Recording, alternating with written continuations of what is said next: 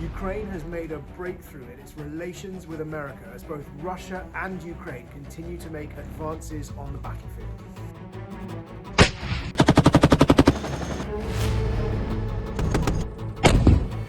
Kharkiv again. My name is Jerome. I'm the defence editor at The Sun newspaper, and this is Frontline, your weekly roundup of the most important news and analysis from the war in Ukraine.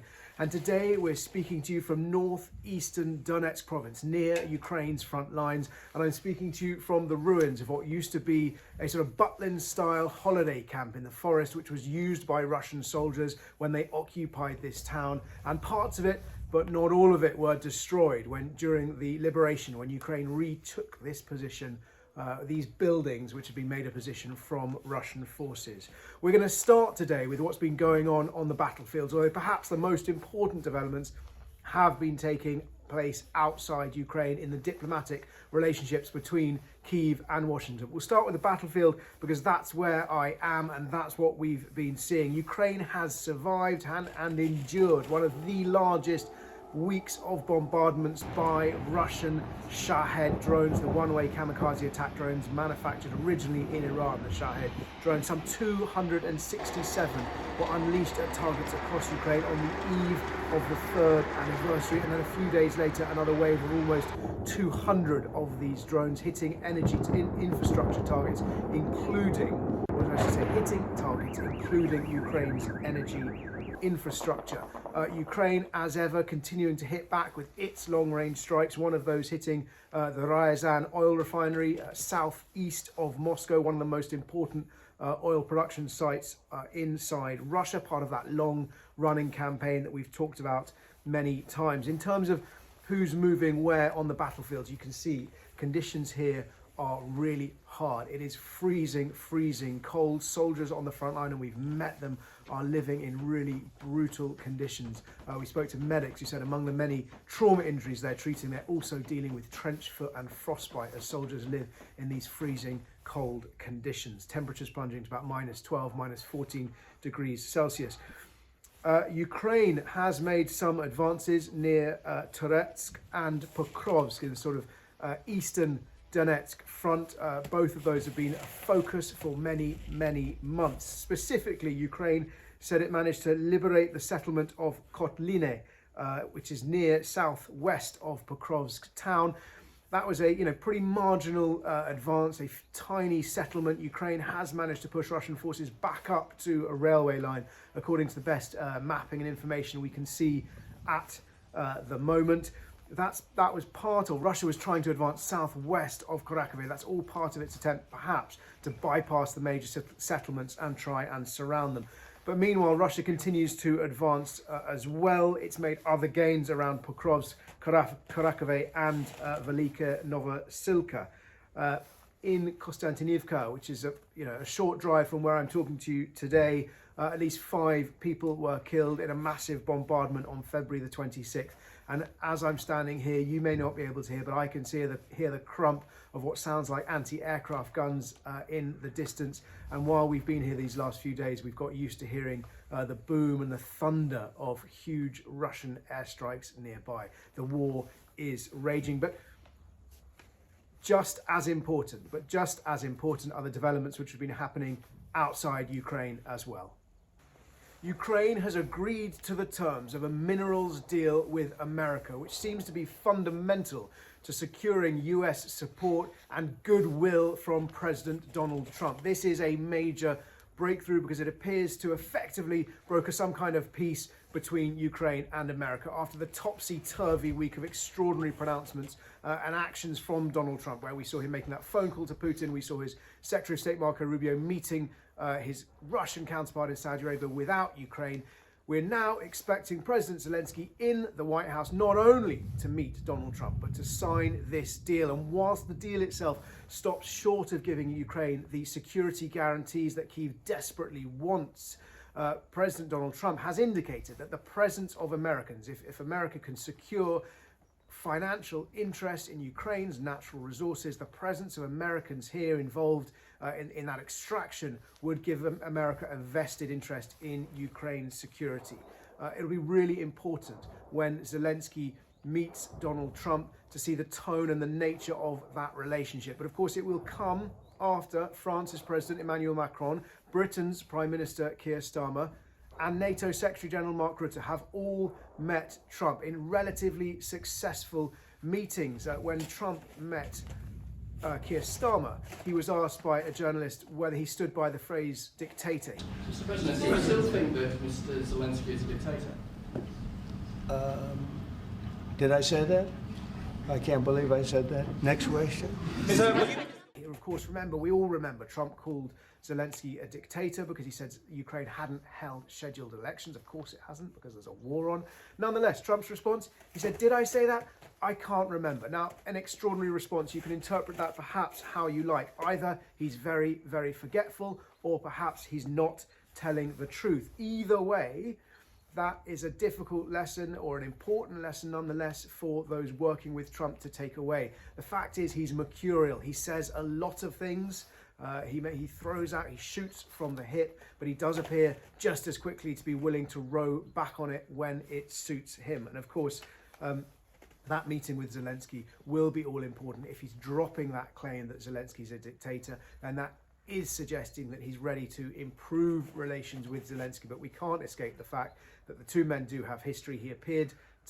Trump appeared to have some sort of vendetta against Zelensky because of their history. There was also an extraordinary moment this week that we cannot ignore when America at the United Nations voted against a resolution calling for Russian forces to withdraw from Ukraine. They voted against the resolution, which was co-sponsored by Ukraine and Europe and the United Kingdom, because it referred to Russian aggression. So whilst most of the world voted in favour, that resolution passed easily, America sided with Russia, Iran and North Korea to vote against it. Even China, which is one of Russia's only allies, abstained in that vote. It was an extraordinary moment where it appeared that there was perhaps a new world order shaping up. And of course, we heard from the man set to be Germany's new Chancellor, Friedrich Merz, saying that his top priority was to strengthen Europe step by step so that it can stand independent from America, so that Europe can stand independent from America. Now, ostensibly, that is what Donald Trump has asked for. But nonetheless, Donald Trump may be so careful what he wishes for if indeed Europe is breaking away from the American security umbrella. We've also seen in the United Kingdom, Prime Minister Keir Starmer ramping up Britain's defence spending from 2.3 to 2.5% of GDP. NATO countries get very hung up on exactly what percent of GDP they spend, but this is significant because it is an increase, and it's an increase over the next 2 years. So that's faster than people expected. In real terms, £6 billion. Is it enough? Well, military experts are going to debate that a lot. Many people saying no, it won't touch the sides, it'll fill gaps. In real terms, it's about £6 billion a year for the United Kingdom's defence. That's enough, very, very crudely, to buy perhaps one nuclear-armed submarine a year. But that's one of the most expensive, if not the most expensive weapon in Britain's arsenal. So it's a significant amount of cash, and it's not going to stop there. Starmer has said it will increase to 2030 as well. A couple of other things to mention before we get on to questions. We've seen US and Russian officials meeting in Istanbul this week. That's kind of like the nuts and bolts of that relationship that was kick-started in Saudi Arabia at the top level. These are more junior technocrats, professionals meeting to try and thrash out agreements. And in this week's special members-only video, we're going to be talking about the Arctic and the battle for the North Pole, as that is one of the areas of real surprising interest and negotiations that appears to be emerging from these US-Russian contacts. We've also seen Vladimir Putin talking about Novorossiya this week and appearing not to make any concessions to Russia's initial gains. That's interesting. The only concession that America asked for in Saudi Arabia was for a pause, a moratorium on the strikes on energy infrastructure. Russia dismissed that, saying they don't hit Ukraine's energy infrastructure, a blatant, outright lie. Putin's references to Novorossiya, which means New Russia, is indicating that he is still staking his continuous claim, at the very least, to the 4 provinces which Russia has sort of annexed in this with these sham referenda that held in the first autumn of the war. That's Donetsk, where I'm talking to you from. Russia has not captured all of Donetsk. That's Luhansk. It hasn't captured all of Luhansk. Zaporizhia and Kherson. It has not captured all of those provinces. It's captured part of all four. It claims all of the territory of all four, and indeed every indication we've had so far is that Russia continues to stake its claim to certainly more territory and its ambition to totally demilitarize Ukraine. We've heard from Marco Rubio, America's Secretary of State. I don't know if you could hear those explosions just then. We've heard from Marco Rubio, America's Secretary of State, saying that he thinks a peace deal could be based on the Istanbul talks that took place in 2022.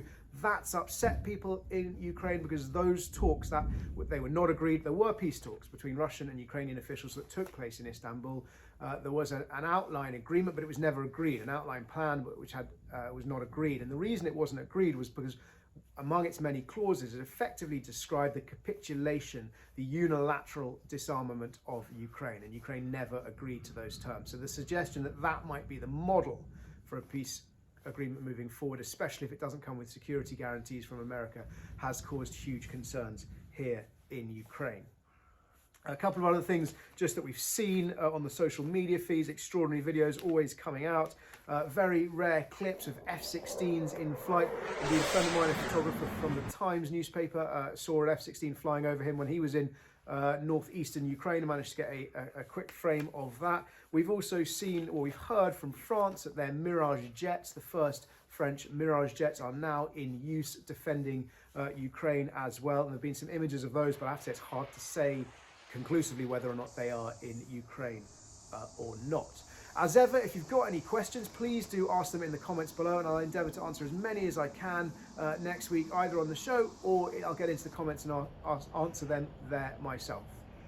3 questions today. The first one is, why and how can the USA and Russia talk about Ukrainian land when it's an independent country and it does not belong to either of them? If Trump says, give Russia the land and the war will stop, can Ukraine say no? Well, it's a really good question. It's fundamental. The position of Ukraine and Ukraine's allies is there can be no talks about Ukraine without Ukraine, and if there are, they will fail. We've heard that, from President Zelensky. We've heard that from the European Union.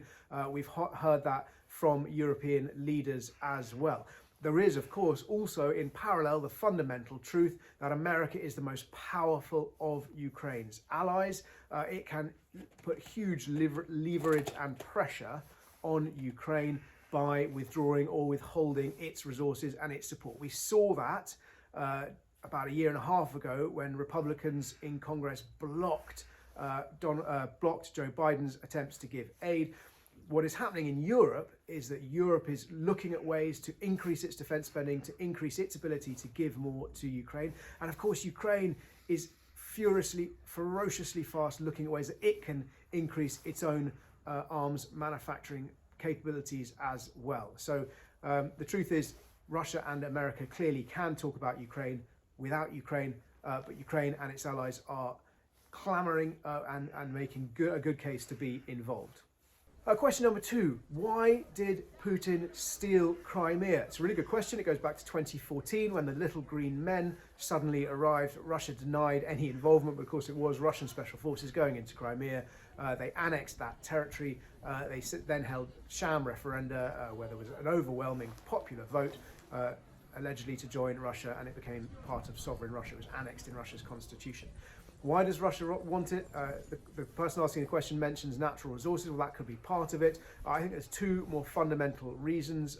One is emotional and one is economic and geopolitical. Emotionally, Vladimir Putin sees Crimea as part of Greater Russia. Crimea was annexed under the reign of Catherine the Great, under what he refers to as, what is now referred to and was then referred to as Novorossiya. And Novorossiya does include a swathe of territory which is now sovereign Ukrainian land. It is also, Crimea is also really important, not just because it does have natural resources, potentially lots of oil and gas, but also because it has a warm water port. Russia's Black Sea Fleet has long been based in Sebastopol. Even after Ukrainian independence in 1991, there was an agreement which allowed Russia's navy to continue to use that port.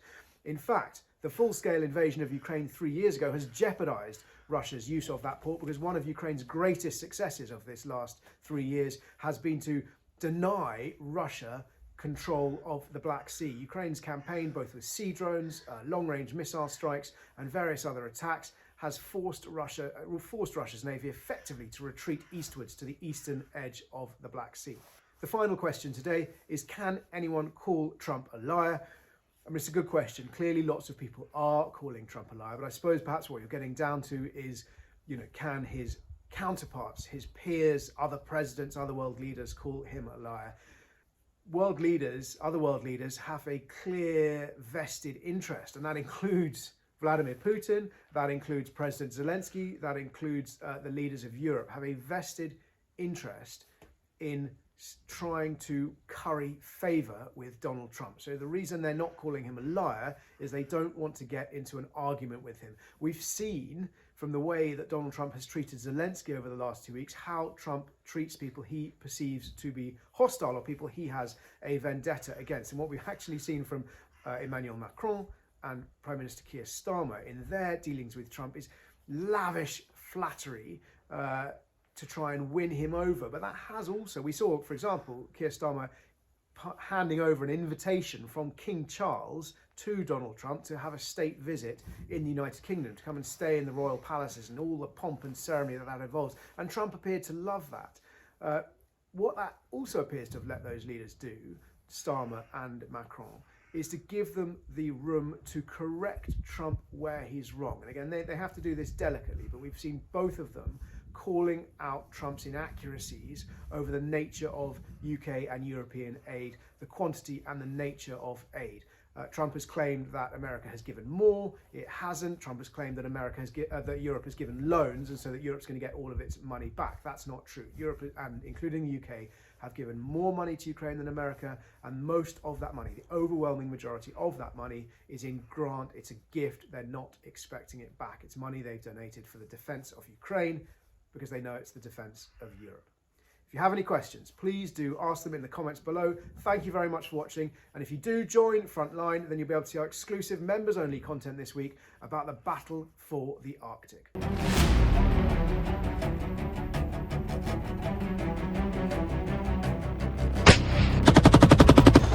We're in a Ukrainian armoured vehicle and we're heading towards the Russian border.